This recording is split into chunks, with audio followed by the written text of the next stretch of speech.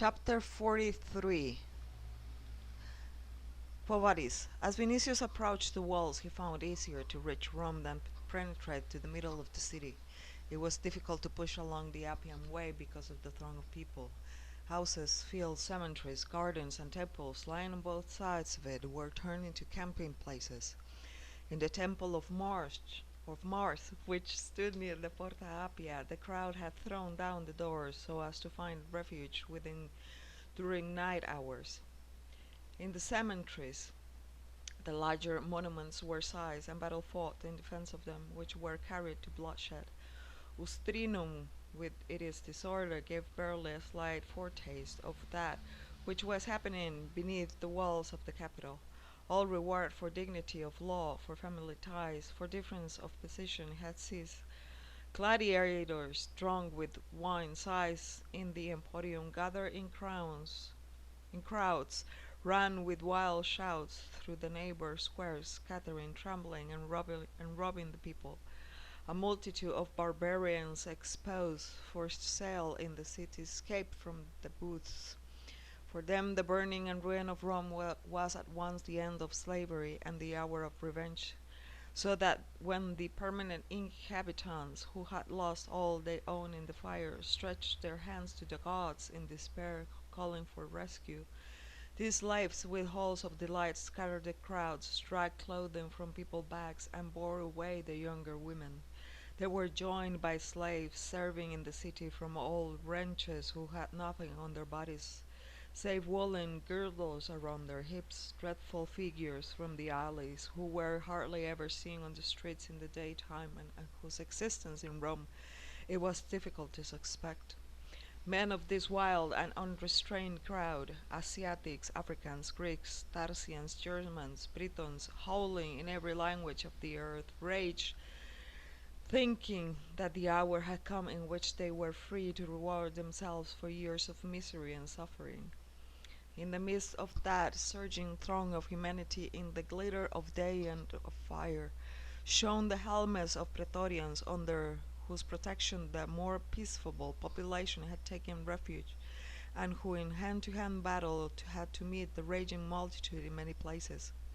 Vinicius had seen captured cities, but never had his eyes beheld a spectacle in which despair, tears, pain, groans, wild delight, madness, rage, and license were mingled together in such immeasurable chaos.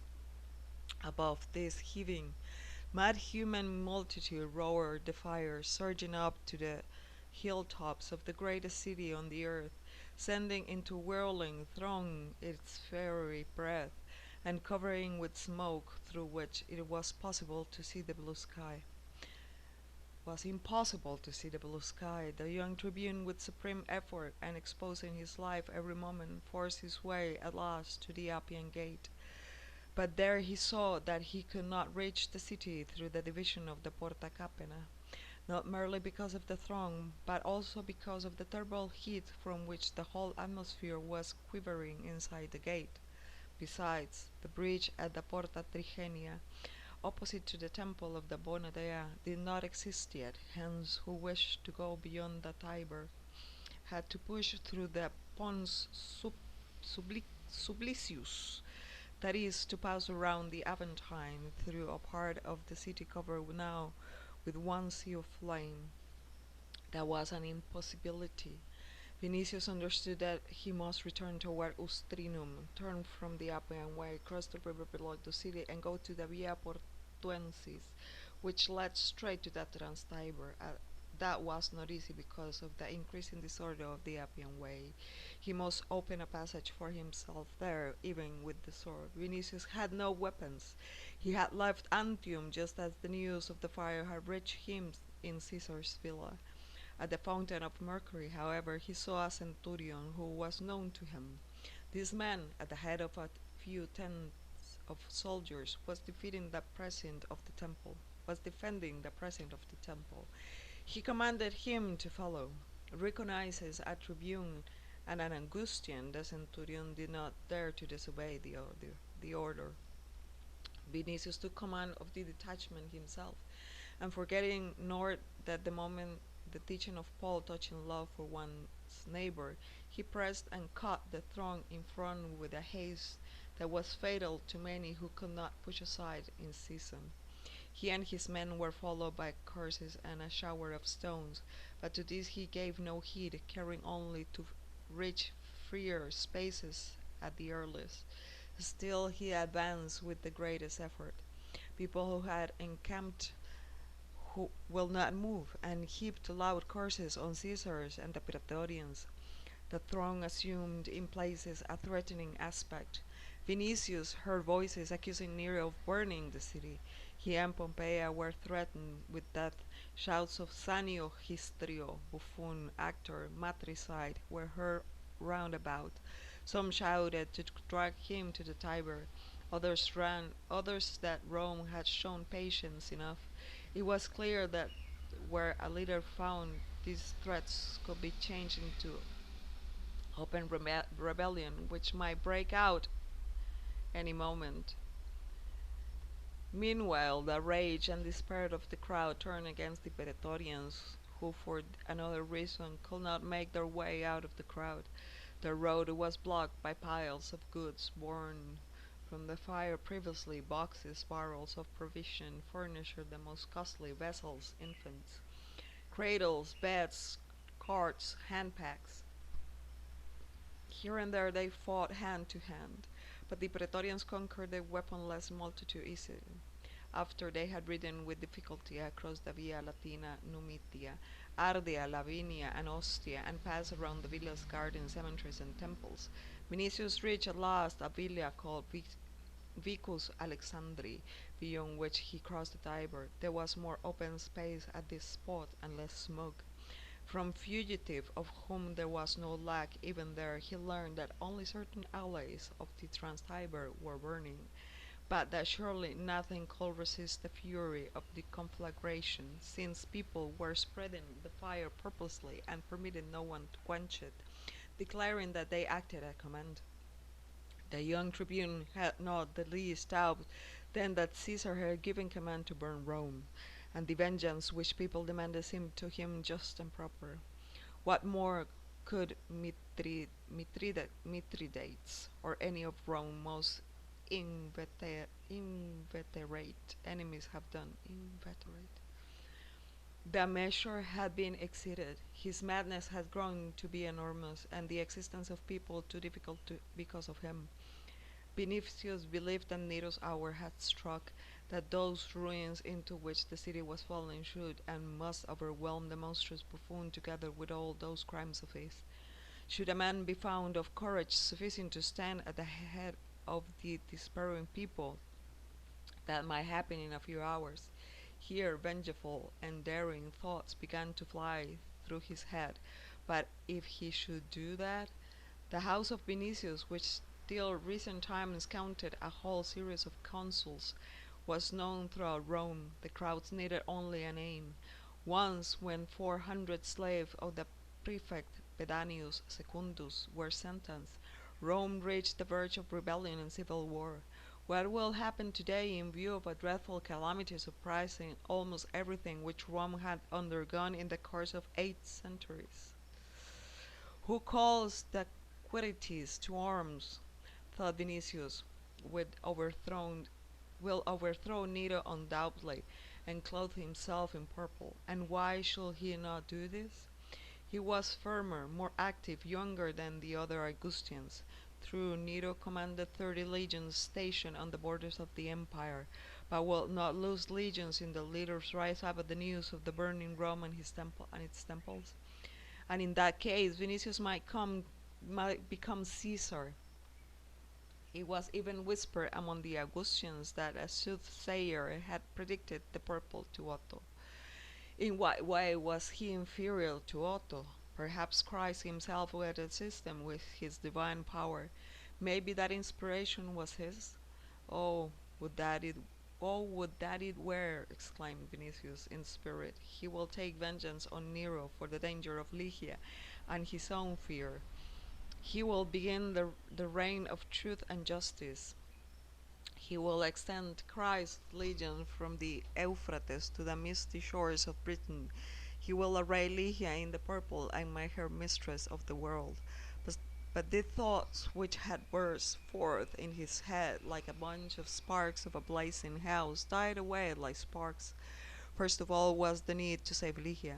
He looked now on the catastrophe from nearby. Hence fear seized him again, and before that sea of flame and smoke, before the touch of dreadful reality, that confidence with which he believed that Peter could rescue Lygia died in his heart altogether.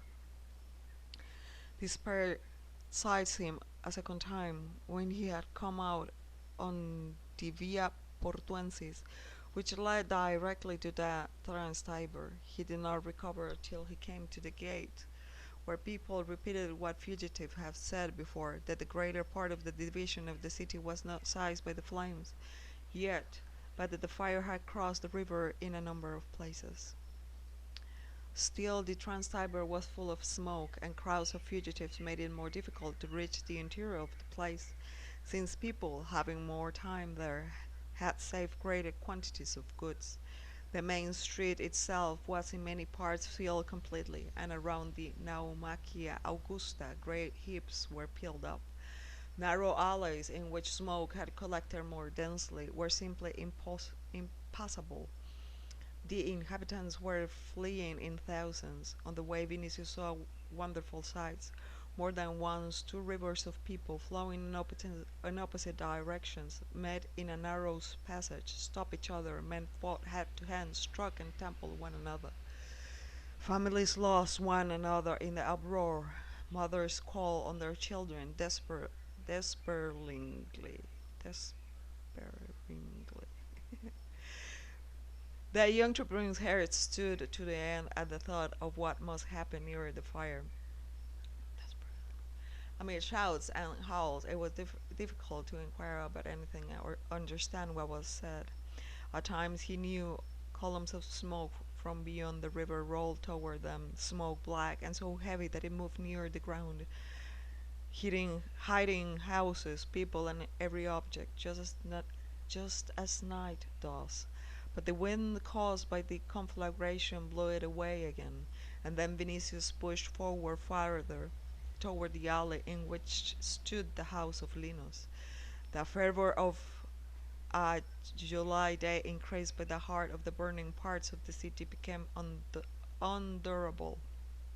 Smoke pained the eyes, breath failed in men's breasts. Even the inhabitants, who, hoping that the fire would not cross the river, had remained in their houses so far, began to leave them, and the throng increased hourly. The Praetorians accompanied Vinicius, remained in the rear. In the crush, someone wounded his horse with a hammer. The breast threw up its bloody head, reared, and refused obedience. The crowd recognized in Vinicius an Augustan by his rich tunic, and at once cries were raised round about, "Death to Nero and his incendiaries!" This was a moment of terrible danger. Hundreds of hands were stretched toward Vinicius, but his frightened horse bore him away, trampling people as he went. And the next moment a new wave of black smoke rolled in and filled the street with darkness. Vinicius, seeing that he could not ride past, sprang on earth and rushed forward on foot, slipping along the walls, and at times waiting till the fleeing multitude passed of him. He said to himself in spirit that these were vain efforts. Lygia might not be in the city. She might have saved herself by flight. It was easier to find a pin on the seashore than her in that crowd and chaos. Still, he wished to reach the house of Linus, even at the cost of his own life. At times he stopped and rubbed his eyes, tearing off the edge of his tunic. He covered his nose and mouth with it and ran on. As he approached the river, his heat increased terribly. Vinicius, knowing that the fire had begun at the Circus Maximus, thought at first that heat came from its cinders and from the Forum Boarium and the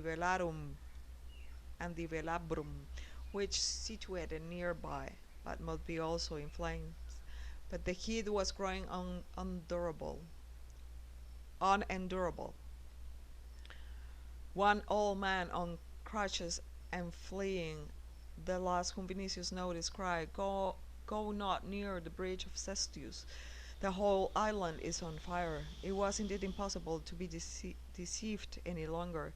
At the turn toward the Vicus Judaerum, on which stood the house of Linus, the young tribunes of flames amid clouds of smoke.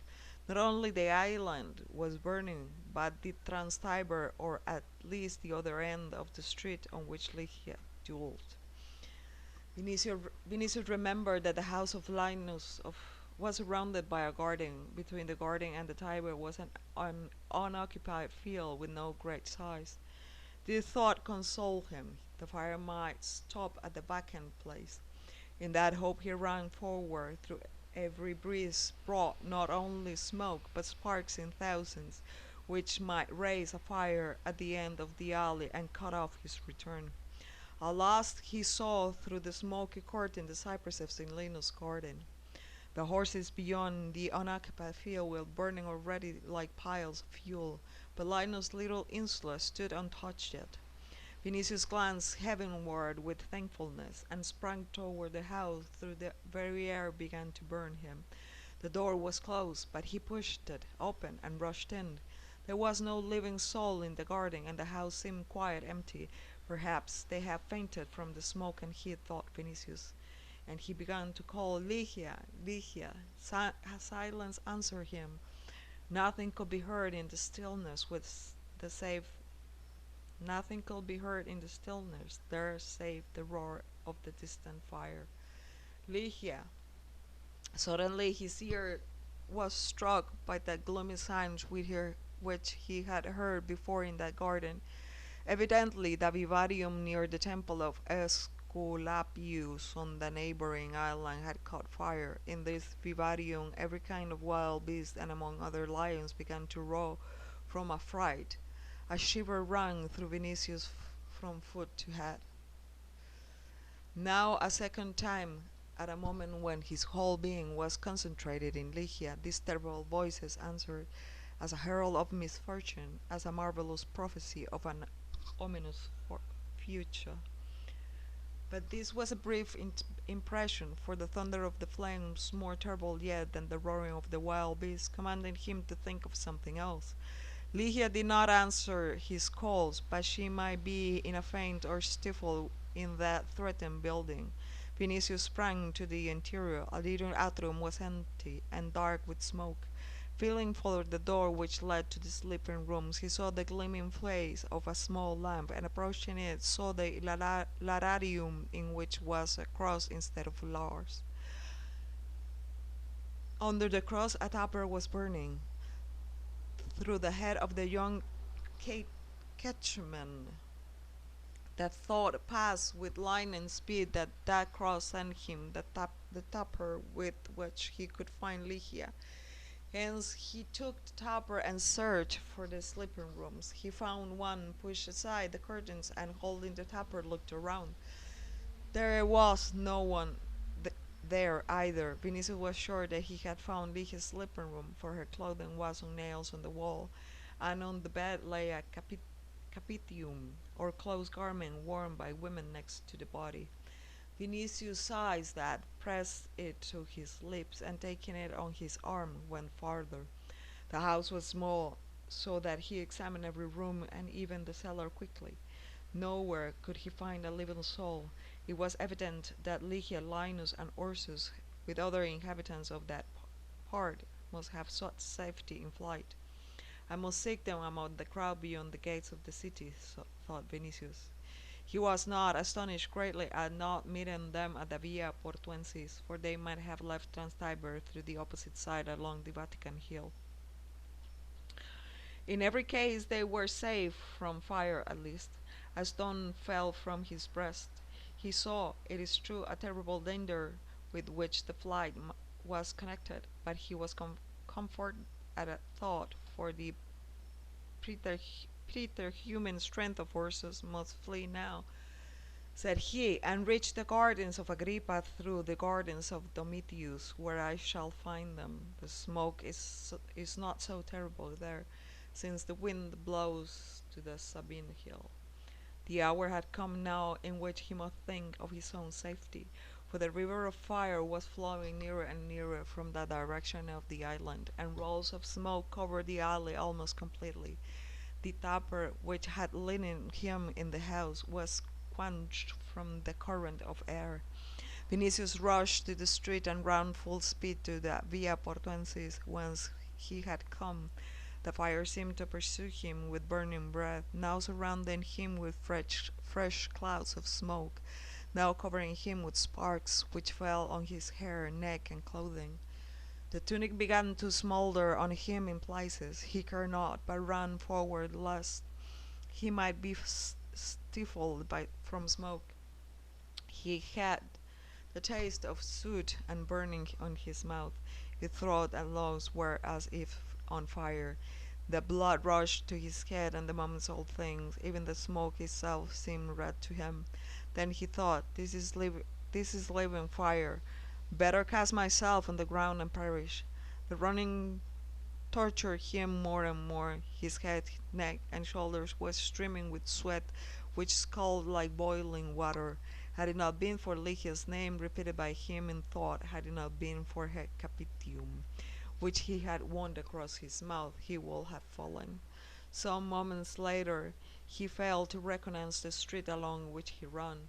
Consciousness was leaving him gradually. He remembered only that he must flee, for in the open field beyond waited Lygia, whom Peter had promised him, and all at once he seized by a certain wonderful conviction, half feverish like the vision before death, that he must see her, marry her, and then die.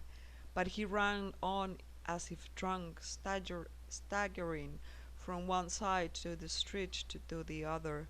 Meanwhile, something changed in that monstrous conflagration which had embraced the giant city. Everything which till then had only glimmered burst forth visibly into one sea of flame. The wind had ceased to bring smoke. That smoke which had collected in the street was borne away by a mad whirl of heated air.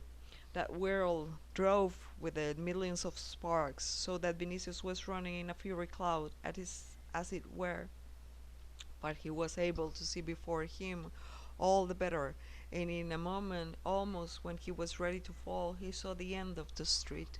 That sight gave him fresh strength. Passing the corner, he found himself in a street which led to the Via Portuensis and the Codetan field. The spark ceased to drive him. He understood that if he could run to the Via Portuensis, he was safe, even were he to faint on it. At the end of the street he saw again a cloud, as it seems, which stopped the exit. What if that is smoke, thought he, I cannot pass. He ran with the remnant of his strength. On the way he threw off his tunic, which, on fire from the sparks, was burning him like the shirt of Nessus, having only Lygia's capiton around his head and before his mouth. When he had run farther, he saw that what he had taken for smoke was dust, from which rose a multitude of cries and voices. The rabble are plundering houses, thought Vinicius, but he ran toward the voices. In every case people were there, they might assist him. In this hope he shouted for aid with all his might before he reached them. But it was his last effort. It grew redder still in his eyes. Breath failed his lungs, strength failed his bones. He fell. They heard him, however, or rather saw him. Two men ran with gourds full of water. Vinicius, who had fallen from exhaustion, but had not lost consciousness, seized a gourd with both hands and emptied one half of it. Thanks, said he. Place me on my feet, I can walk on alone. The other laborer poured water on his head. The two only placed him on his feet, but raised him from the ground and carried him to the others, who surrounded him and asked if he had suffered seriously. This tenderness astonished Vinicius. People, who are ye? asked he. We're breaking down houses so that the fire might not reach Via Portuensis, answered one of the laborers. Ye came to my aid when I had fallen, thanks to you. We are not permitted to refuse aid, answered one of the voices. Answered a number of voices. Vinicius, who from early morning had seen brutal crowds slaying and robbing, looked with more attention on the faces around him and said, "May Christ reward you." "Praise to his name," exclaimed the whole chorus of voices. "Linus?" inquired Vinicius. But, but he could not finish the question or hear the answer, for he fainted from emotion and overexertion. He recovered only in the Codetan field in a garden surrounded by a number of men and women. The first words which he uttered were, "Where is Linus?" For a while there was no answer. Then some voice known to Vinicius said all at once, "He went out by the Nomentan gate to Ostrianum 2 days ago. Peace be with thee, O King of Persia." Vinicius rose to a seat posture and saw Chilo before him. "Thy house is burned surely, O Lord," said the Greek, "for the Carinae is in flames, but thou wilt be always as rich as Midas. Oh, what a misfortune! The Christian, O son of Serapis, have predicted this long time that fire will destroy the city. But Linus, with the daughter of Jove, is in Ostrianum. Oh, what a misfortune for the city!" Vinicius became weak again. "Hast thou seen them?" he inquired. "I saw them, O Lord. May Christ and all gods be thanked that I am able to pay for thy benefactions with good news. But, O Cyrus, I shall pay thee still more, I swear by this burning Rome." It was evening, but in the garden one could see as in daylight, for the conflagration had increased. It seemed that not single parts of the city were burning, but the whole city through the length and the breadth of it. The sky was red as far as an eye could see it, and that night in the world was red night. And that night in the world was a red night.